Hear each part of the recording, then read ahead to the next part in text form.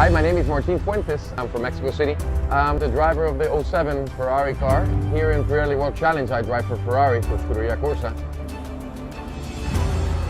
And right now we're leading the championship points. We're winning the championship here in a Pirelli World Challenge. A couple of years ago, I had a little incident in my right knee, so I broke the meniscus. I was scheduled for a surgery, and people here in the team recommended try out Regenexx.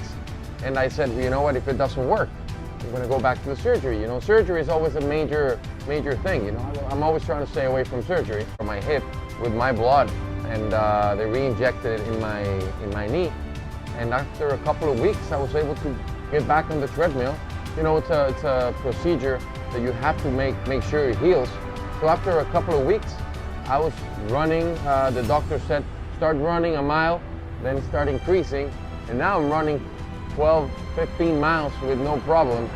So I'm very happy I chose the path of going to Regenexx. So this stem cells is the future. With your own blood, it's healing yourself.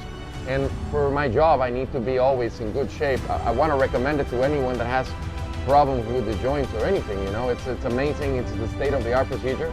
And I'm thankful for the procedure that I've done in Regenexx.